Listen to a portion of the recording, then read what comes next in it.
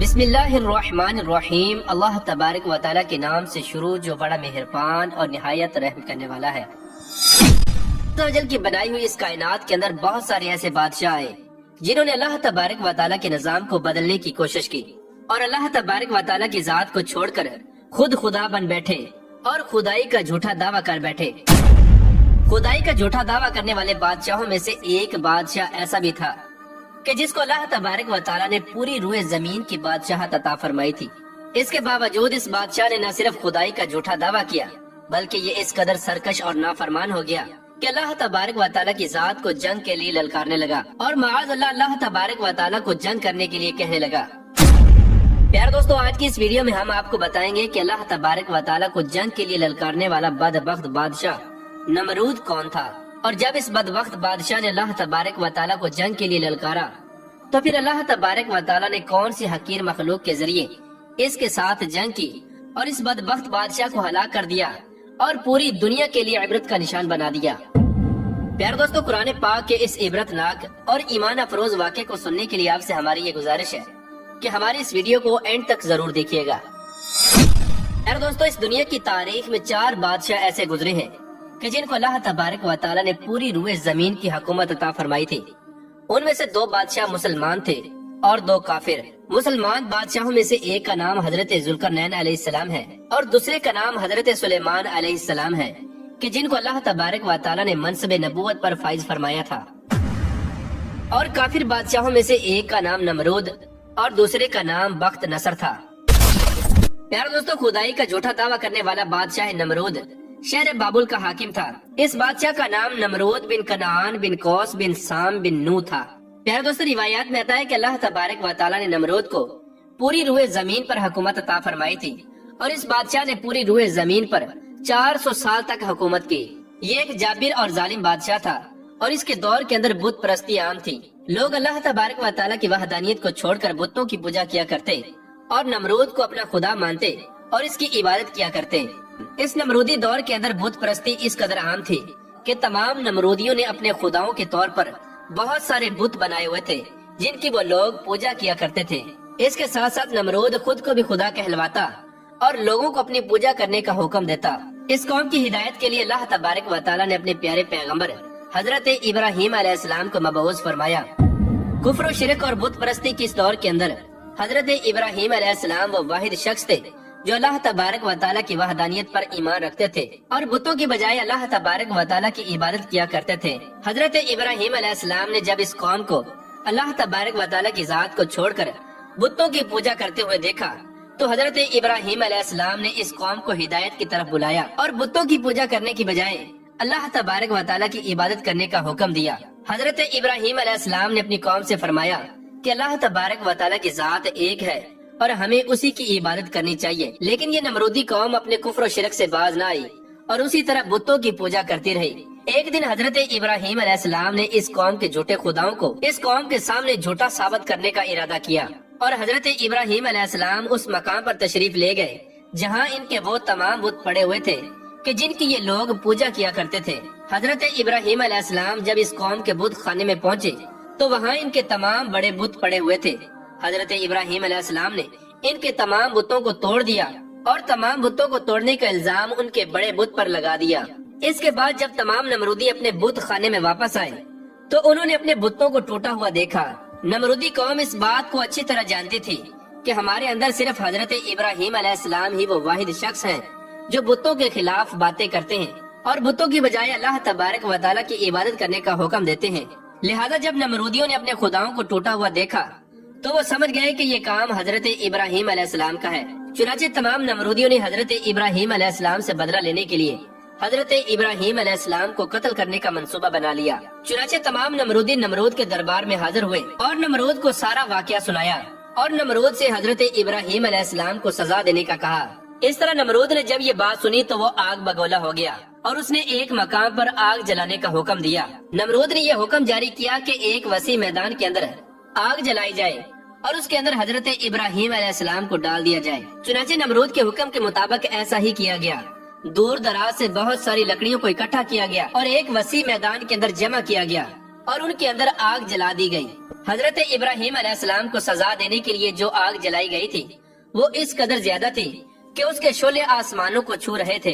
پیارے دوستو، جب نمرود کے حکم کے مطابق ایک وسیع میدان کے اندر آگ کو جلا دیا گیا تو اس کے بعد حضرت ابراہیم علیہ السلام کو اس آگ کے اندر ڈال دیا گیا۔ جیسے ہی حضرت ابراہیم علیہ السلام اس آگ کے اندر تشریف لائے تو اللہ تبارک و تعالیٰ نے فوراً آگ کو حکم دیا کہ اے آگ تو حضرت ابراہیم علیہ السلام پر ٹھنڈی اور سلامتی والی ہو جا۔ تو وہ آگ اللہ تبارک و تعالیٰ کے حکم کے مطابق حضرت ابراہیم علیہ السلام پر ٹھنڈی اور سلامتی والی ہو گئی۔ حضرت ابراہیم علیہ السلام ارشاد فرماتے ہیں کہ میں جتنے دن آگ میں رہا اتنے دن میں اللہ تبارک و تعالیٰ کے خاص فضل اور رحمت میں تھا، اور جو سکون اللہ تبارک و تعالیٰ کی طرف سے مجھے آگ کے اندر عطا کیا گیا وہ اس سے پہلے کبھی نہ تھا۔ پیارے دوستو، کچھ دنوں کے بعد حضرت ابراہیم علیہ السلام اس آگ سے زندہ باہر تشریف لے آئے۔ یہ منظر دیکھ کر تمام نمرودی حیران رہ گئے، لیکن اس کے باوجود نمرود اور نمرودی قوم اللہ تبارک و تعالیٰ کی وحدانیت پر ایمان نہ لائی اور اسی طرح اپنی بت پرستی کے اندر مبتلا رہی۔ لیکن اس کے باوجود حضرت ابراہیم علیہ السلام اپنے عہد سے پیچھے نہ ہٹے اور مسلسل اپنی قوم کو حق کی دعوت دیتے رہے۔ حضرت ابراہیم علیہ السلام نے نمرود کو بارہا دفعہ سمجھایا اور اپنے کفر و شرک سے باز آنے اور اللہ تبارک و تعالیٰ کی وحدانیت پر ایمان لانے کا کہا۔ حضرت ابراہیم علیہ السلام کی یہ بات سن کر نمرود اللہ تبارک و تعالیٰ کی وحدانیت کا انکار کرنے لگا اور حضرت ابراہیم علیہ السلام سے مناظرہ کرنے لگا، اور حضرت ابراہیم علیہ السلام کے سامنے نمرود نے خدائی کا دعویٰ کر دیا۔ نمرود نے حضرت ابراہیم علیہ السلام سے مناظرہ کرتے ہوئے یہ سوال کیا کہ تیرا رب کون ہے؟ تو حضرت ابراہیم علیہ السلام نے ارشاد فرمایا کہ میرا رب وہ ہے جو زندگی اور موت دیتا ہے۔ یہ بات سن کر نمرود مسکرانے لگا اور حضرت ابراہیم علیہ السلام سے کہنے لگا کہ یہ تو میں بھی کر سکتا ہوں۔ چنانچہ نمرود نے تکبر کے ساتھ 2 قیدیوں کو بلایا جن کو سزائے موت ہو چکی تھی۔ ان میں سے ایک کو نمرود نے قتل کر دیا اور دوسرے کو آزاد کر دیا، اور اس طرح نمرود تکبر کے ساتھ حضرت ابراہیم علیہ السلام سے کہنے لگا کہ دیکھو میں نے ایک کو زندگی دے دی اور ایک کو موت دے دی۔ اس طرح نمرود حضرت ابراہیم علیہ السلام کے سامنے اپنے آپ کو خدا کہنے لگا اور اپنی خدائی کی باطل دلیلیں پیش کرنے لگا۔ اس کے بعد نمرود پھر حضرت ابراہیم علیہ السلام سے پوچھنے لگا کہ حقیقی خدا تو میں ہوں، بتا تیرا خدا کون ہے؟ اس کے بعد حضرت ابراہیم علیہ السلام نے نمرود کو اس کی عقل کے مطابق جواب دیا کہ میرا رب وہ ہے جو سورج کو مشرق سے طلوع کرتا ہے اور مغرب میں غروب کرتا ہے۔ اگر تو سچا خدا ہے تو سورج کو مغرب سے طلوع کر کے دکھا۔ چنانچہ جب نمرود نے حضرت ابراہیم علیہ السلام کی یہ بات سنی تو اس کا رنگ اڑ گیا اور وہ لاجواب ہو گیا، اور اس طرح نمرود لاجواب ہو کر اپنی پوری قوم کے اندر ذلیل و رسوا ہو گیا۔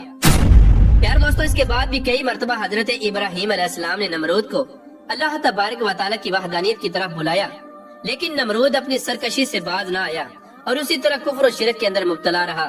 چنانچہ حضرت ابراہیم علیہ السلام کے بار بار دعوت حق دینے سے نمرود تنگ آ گیا، اور بلاخر تنگ آ کر نمرود حضرت ابراہیم علیہ السلام سے کہنے لگا کہ اگر تیرا خدا سچا ہے تو اس کو بول کہ اپنی فوج بھیجے اور میرے ساتھ جنگ کرے۔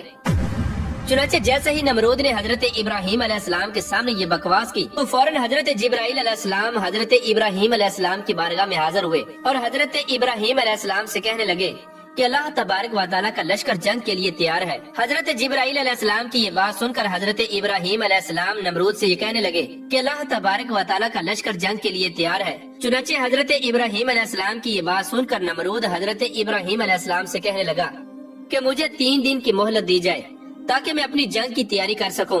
چنانچہ نمرود کو 3 دن کی مہلت دے دی گئی۔ پیارے دوستو، چونکہ نمرود کی حکومت پوری دنیا پر تھی، ان 3 دنوں کے دوران نمرود نے پوری دنیا کے بڑے بڑے جنگجوؤں کو اکٹھا کیا اور بہت سارے ہتھیاروں کو جنگ کے لیے تیار کیا۔ اس طرح جب نمرود نے 3 دن کے اندر اندر اپنی تمام تیاری مکمل کر لی، اس کے بعد نمرود حضرت ابراہیم علیہ السلام کو تکبر کے ساتھ للکار کر کہنے لگا کہ ہماری فوج جنگ کے لیے تیار ہے، اپنے رب سے کہو کہ اپنی فوج کو بھیجے اور ہمارے ساتھ جنگ کرے۔ نمرود کی یہ بات سن کر حضرت ابراہیم علیہ السلام نے اللہ تبارک و تعالیٰ کی بارگاہ میں دعا کی تو اللہ تبارک و تعالیٰ نے مچھروں کی ایک فوج کو بھیجا۔ ان مچھروں کی تعداد اس قدر زیادہ تھی کہ وہ مچھر پورے آسمان پر پھیل گئے۔ اللہ تبارک و تعالیٰ نے ان مچھروں کو نمرودی فوج پر مسلط کر دیا۔ یہ مچھر اللہ تبارک و تعالیٰ کے حکم سے دیکھتے ہی دیکھتے نمرودی فوج کا گوشت کھا گئے اور ان کا خون پی گئے۔ اس وقت تمام نمرودی فوج کی ہڈیاں ہی ہڈیاں باقی رہ گئیں۔ چنانچہ اس دردناک منظر کو دیکھ کر نمرود اپنے محل کی طرف دوڑا اور اپنی بیوی کے کمرے کے اندر چھپ گیا۔ اسی دوران اللہ تبارک و تعالیٰ کے حکم سے ایک لنگڑا مچھر نمرود کے گھر میں داخل ہوا۔ نمرود نے جب اس مچھر کو دیکھا تو اپنی بیوی سے کہنے لگا کہ یہ ہے وہ مخلوق کہ جس نے ہماری فوج کو ہلاک کر دیا ہے۔ چنانچہ اسی گفتگو کے دوران وہ لنگڑا مچھر اللہ تبارک و تعالیٰ کے حکم سے نمرود کی ناک میں داخل ہو گیا اور وہ لنگڑا مچھر نمرود کے دماغ کو چاٹنے لگا۔ جب وہ مچھر نمرود کے دماغ کو چاٹتا تو اس سے نمرود کو اس قدر تکلیف ہوتی کہ نمرود اپنے سر کو دیواروں پر مارنے لگ جاتا۔ اس طرح اللہ تبارک و تعالیٰ کے حکم سے وہ لنگڑا مچھر نمرود کے دماغ میں کئی دنوں تک رہا۔ اس وقت نمرود نے اپنے محل کے اندر یہ حکم جاری کر دیا کہ جو بھی میرے محل کے اندر داخل ہو وہ پہلے نمرود کے سر پر جوتے مارے۔ اس طرح جوتے مارنے کے بعد نمرود کو کچھ دیر کے لیے آرام محسوس ہوتا، لیکن کچھ دیر بعد پھر درد محسوس ہونا شروع ہو جاتا۔ اس طرح اللہ تبارک و تعالیٰ نے نمرود کو ایک حقیر اور لنگڑے مچھر کے ذریعے سزا دی۔ نمرود اپنے سر کو سلاخوں کے ساتھ پیٹتا رہتا یہاں تک کہ اللہ تبارک و تعالیٰ نے اس کو دردناک موت عطا فرمائی اور یہ اپنے سر کو دیواروں پر مارتا مارتا ہلاک ہو گیا۔ وہ نمرود جو پوری دنیا پر حکومت کرنے والا بادشاہ تھا، اور وہ نمرود جو اللہ تبارک و تعالیٰ کو تکبر کے ساتھ جنگ کے لیے للکار رہا تھا، اس نمرود کو اللہ تبارک و تعالیٰ نے ایک حقیر اور لنگڑے مچھر کے ہاتھوں ہلاک کروایا اور پوری دنیا کے لیے عبرت کا نشان بنا کے رکھ دیا۔ بے شک اللہ تبارک و تعالیٰ ہر چیز پر قادر ہے۔